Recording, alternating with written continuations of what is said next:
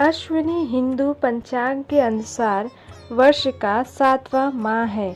इस महीने को देव और पितृ दोनों के लिए महत्वपूर्ण माना गया है। अश्विनी माह को कवार भी कहा गया है। इस माह पर प्रारंभ पितृ पक्ष से होता है। इस मास के कृष्ण पक्ष की प्रतिपदा से अमावस तक की अवधि पितरों को समर्पित रहती है।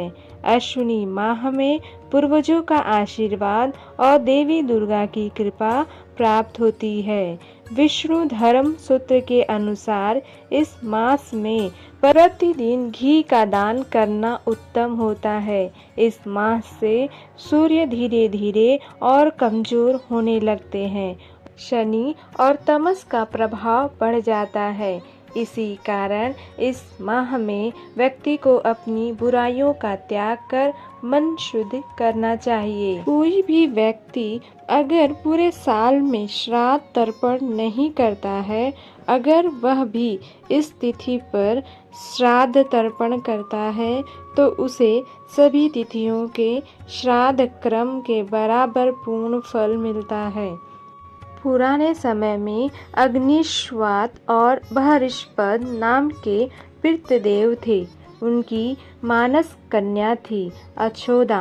अछोदा ने अश्विनी मास की अमावस्या पर पितरों को प्रसन्न करने के लिए तप किया था।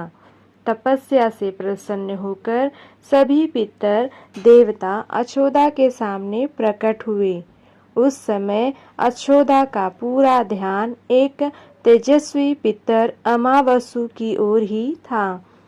वह उन्हें अपलक निहारती रही। उसने अमावस्या से कहा, वरदान में आप मुझे स्वीकारें, मैं आपका संग चाहती हूँ। अछोदा की ये बातें सुनकर सभी पितर देवता क्रोधित हो गए। उन्होंने उसे श्राप दिया कि वह पितर लोक से पृथ्वी लोक आएगी। ये सुनकर अछोदा को अपनी गलती का एहसास हुआ और वह क्षमा याचना करने लगी। तब पितरों ने दया कर उससे कहा कि वह मत्स्य कन्या के रूप में जन्म लेगी।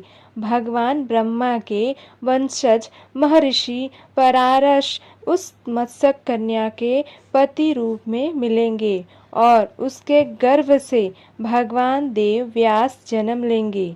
इसके बाद फिर श्राप मुक्त होकर फिर से पितृलोक में वापस आएंगी।